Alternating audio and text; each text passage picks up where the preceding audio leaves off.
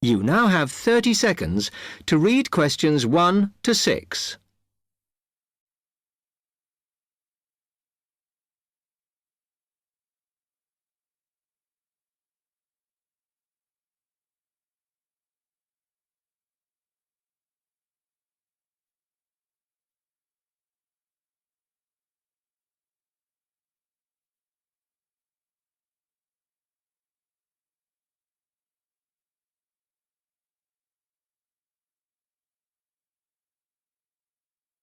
Hi, can I help you? Yeah, I hope so. This is the first time I've been down to the Union. I'm a new international student, and I just wondered what to do. Oh, right. Well, normally we ask international students to fill out this form, and we put your details on the wall by reception. Then other students can contact you. It's a way for everybody to get to know each other. It can be a bit lonely otherwise. Oh, I see. What's your name? I'm Anna, by the way. It's Stefan Unger. OK, well, just write that there, next to name, and then fill in the rest. Right. What does it mean, degree program? Oh, just if you are an undergraduate or a postgraduate. Or maybe you're just here for a short course? I'm a postgraduate. Oh. Do I need to say what in? Not really. It's too much detail. But you should put your department so people who have the same interests or problems as you can get in touch. So I'm studying marine construction, so for department, do I put down the science faculty then? Just your actual department. That must be engineering, no? Oh, I see, yes. Then if you list what you like doing in your free time, not that we ever get any when we're studying, and maybe you can meet up with someone socially, or to join a club or something. Well, I like lots of things. Shall I just list them? My advice is to just put one or two, like football and films or whatever. Otherwise, you'll get so many invitations, you won't get any time to work. Okay. I think I'll just list computer games, as that's my big interest. Oh. I haven't played football for ages. I may start to play once I get settled. Now, let's see. Next thing is languages. Yes, we find many of the international students get a bit tired of speaking English all the time. Sometimes they like to speak to someone in their own language. It's up to you. That is a good idea. I presume I don't need to put English down. Oh, no. I put Italian and French. I can only speak German, my mother tongue. OK, well, that's fine. Just put that. What does accommodation mean? Is that my address? We're trying to find similarities between people, and some people live in hall, some are in flats, some are in bedsits. So it helps if you say. I'm in hall, though I'd like to be in a flat, but that won't happen till the end of the first term. Put where you are now. You can always change it later. Then finally, just put your phone number. I haven't really got one. I haven't sorted out a mobile yet. Well, it's going to be difficult for people to contact you then, isn't it? Why don't you put the Union one and we'll take messages for you? Okay. It's 02950 659 003. Have you got that? Yes. OK then. You now have 30 seconds to read questions 7 to 10.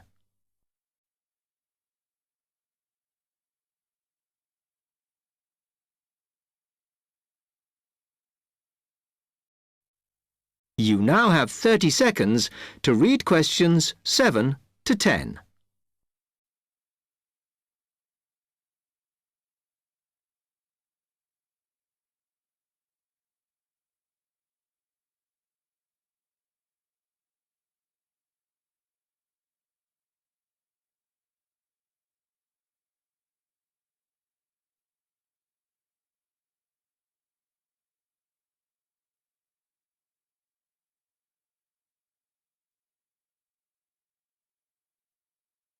Oh, I had a couple more questions about the services you've got here.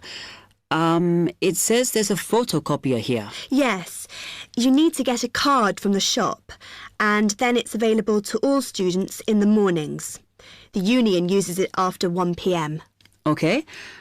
I see also the union organises loads of events. Are they always held here in the union building? It looks big enough. If you're interested in something, you should check the poster or our website. In fact, we normally use the Round Theatre, opposite the conference centre for most events, because the sound system is better. Right, I'll do that. Also, I wanted to hire a van. Can I do that through you? No. You need to present a case, really. They're not just available for hire to anyone. The president said we have to limit who is allowed to hire them. The person you need to see is the transport secretary. She's on the 2nd floor.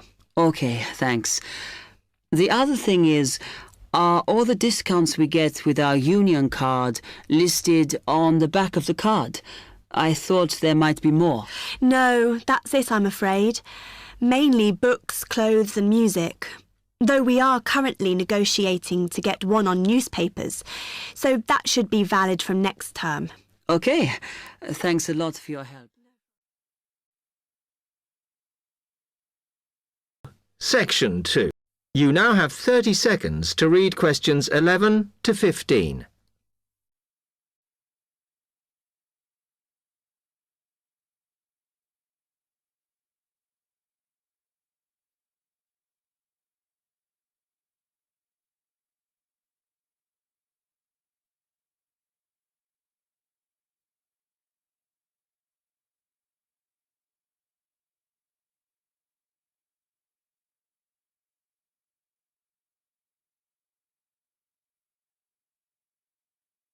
Hi, can I help you?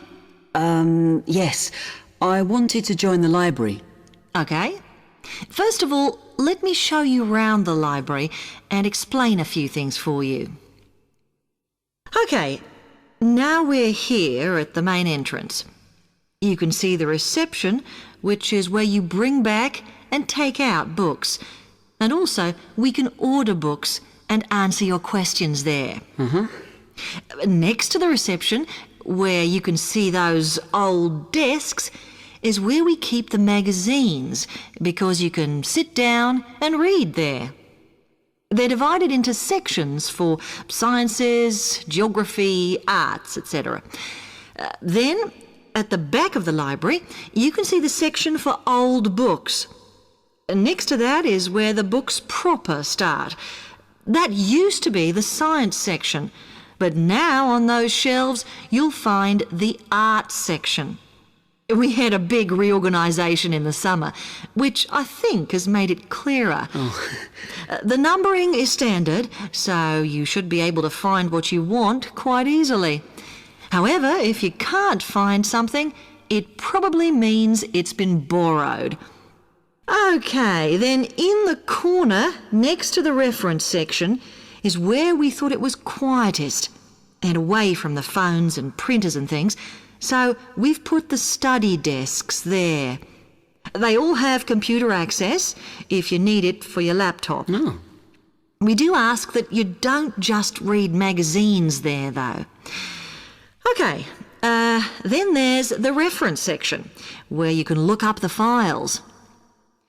Then, as we come back to the main entrance, is the next section, where we used to have the languages. It got very busy and noisy, so when we moved everything round, we decided to put the law books here. Also, because it's a smaller section, it fits quite well here. Okay then, we're back at the main entrance. Over there, by reception, there's a door that goes to the extension. And we have further sections, such as languages and study desks through there. So you could have a look round when we've finished. Then, just between reception and the door here, is where we decided to put the computers. But the computer magazines are in the magazine section. as we found too many went missing here. OK, is that everything? You now have 30 seconds to read questions 16 to 20.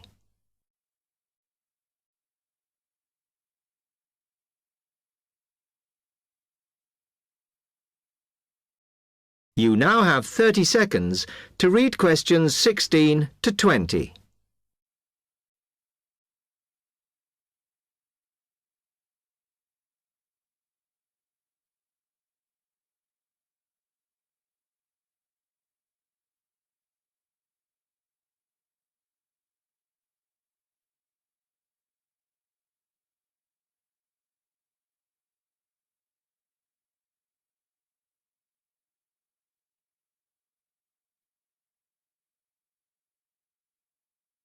That's great, thanks.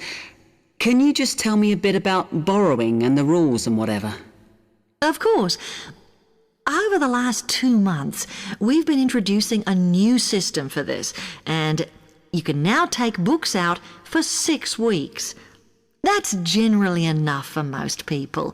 We usually get books back within 30 days. Of course, you may decide to renew the period. You used to have to come in to get the book stamped because we don't like doing it over the phone as there's no record of it. But now you can do all that via email. Oh. If you do forget to renew, then we do make a charge, I'm afraid. That helps our costs, of course, but we do insist on it. The good news is that there is only one charge. I know some libraries charge £1 for 1 week and then it goes up with each week it's late. We ask for £1.50 as we think that's high enough to stop people being overdue. The other thing you may want to know is what you do about books that are not on the shelves. We do have a system for reserving them. All you have to do is fill in a yellow form behind those blue ones on the desk and give it to someone at reception. We'll let you know when it comes in. Also, sometimes you will need a journal article that we don't have but can get from other libraries. So we offer an ordering service if you need it. Now, if you'd like to fill in this form here... Section 3. You will hear 2 students, Ramil and Kirsten, now have 30 seconds to read questions 21 to 28.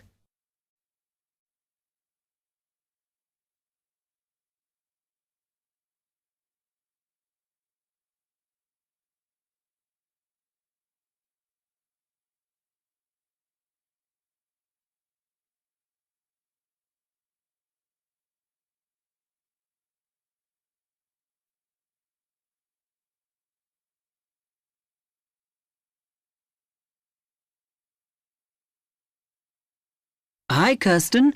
Have you heard about that architecture conference in Oxford at the end of the year? Yeah, I saw the leaflet on the notice board. As it's my final year, I ought to try giving a paper, but I've got no idea how to go about it. Oh, I think you should go for it. I did one last year. It's quite straightforward. First of all, you need to see what the conference themes are. You know, what topics they're covering. You can do that by looking it up on the website. You need to submit a paper that falls into one of the categories they give you. Oh, that may give me some ideas. Then, while you're doing that, you should also have a look at the information on how to submit your paper. The rules, if you like, such as the length. It's important you follow those. I see. And then I suppose the next stage is to start writing it up. I'd like to use it as an opportunity to propose some future work, but I understand it must be based on current work. Still, there's plenty to choose from. It makes sense to do something that I'm more familiar with. Yes, and the other thing is, when you've written it up, then go back and look at your data carefully and make certain that you've presented it in a format that is standard for your subject. Remember, people have to absorb information very quickly while they're listening, Don't make it too complicated. Okay, well, I reckon that'll take me about a month to get that sorted. Then the next thing I have to do, I guess, before I send it off to the conference organizer, is give the whole thing to the events officer so that he can look through it and see if it all makes sense and is okay. Yeah. Remember to warn him that it's en route so he can fit it into his schedule. Oh. Then you're done, really. All you have to do after that is to go through it and sort out any changes you need to make. Then finally, you can submit it.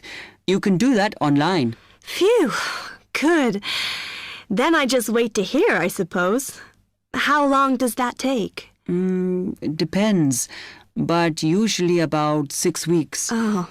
When you hear if your paper has been accepted, then at that stage, it's worth giving them a list of any technical things you need when you actually give the talk. Mm-hmm. A screen or video players or that sort of thing. Okay, but that's a long way off. And I know that if my paper is accepted, then at that stage, I have to give them a short text about myself and my academic background so that they can put it in the brochure. Famous at last. Yeah. You now have 15 seconds to read questions 29 to 30.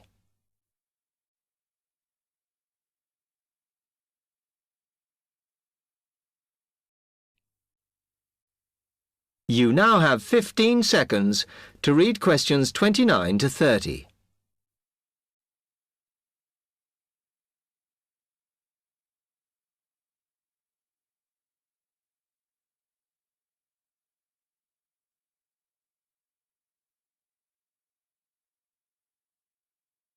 Right, well, I've got to get a couple of things sorted if I'm going to get this paper completed. Have you got enough data? Possibly. I'd like to reinforce some of it, though, so I thought I'd send out some more questionnaires. I was looking at that thesis that Angela wrote last year, and she said you need a sample of over 100 to be sure of your results. I think some of this year's postgraduates are doing some of the same stuff as you on buildings. Why don't you talk to them? I'll end up getting confused.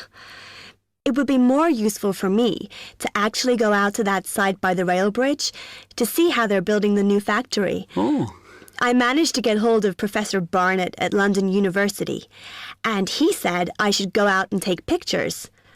I'm pretty busy, but I'll have to make time. Anyway, what about you? What are your plans?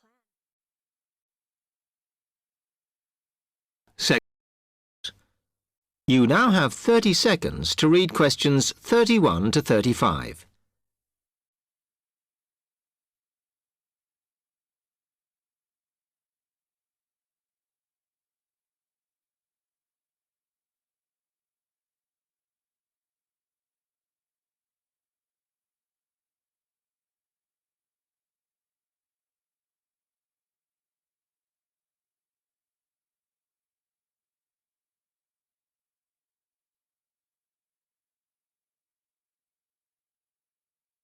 Okay, now today we're looking at changes in communication, and specifically changes that have just happened or are likely to happen in the next few years. Key to this is the mobile phone, which is increasingly being seen as an all-purpose system rather than just a phone.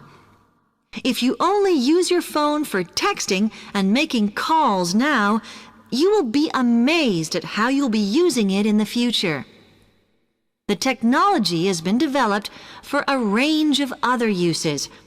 For example, phones could be used so that if you are meeting someone and they get lost, you could send them a map of your location to help them.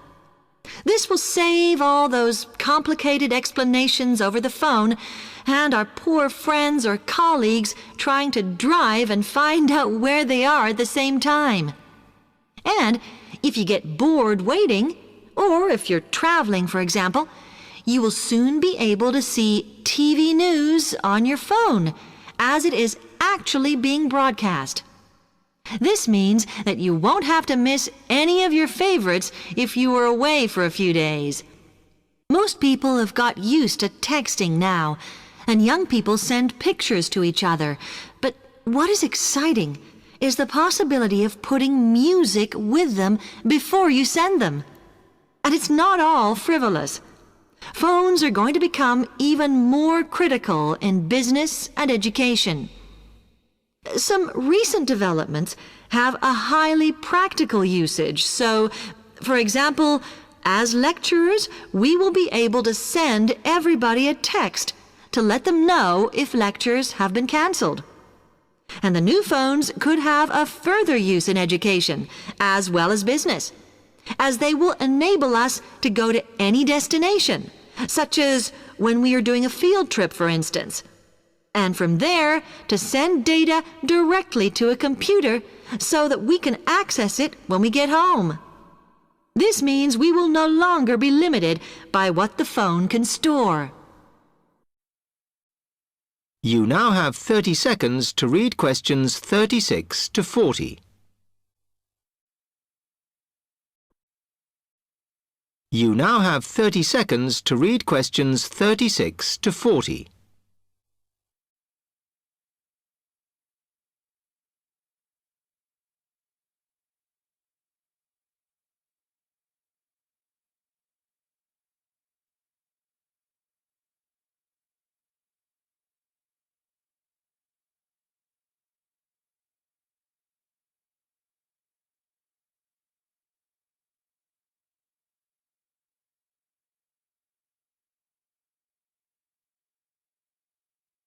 And it's interesting to look at the different ways that men and women use phones now, as that does affect how the technology will develop. Some research has been done on how people use phones, and some of the results are surprising. One of the increasing usages of mobile phones is to get all sorts of data, such as phone numbers, the weather, train times, etc. And while there's been an attempt to set up connections with things that women might be interested in accessing, it is overwhelmingly men who do this. But what about the traditional use of a phone? To speak to people? I suppose we would predict that it is mainly women who use phones as a method of contact for friends and family, but, in fact, the genders exploit this facility equally. I've spoken about the increased business usages that phones will offer, and I suppose we would associate this usage with men. The survey picked up, though, that women are often working from home or catching up with work in the evenings, so they use phones in this way as much as men do. Most of us are aware we can store photos on our phones. It's an ideal method of capturing a moment wherever you are.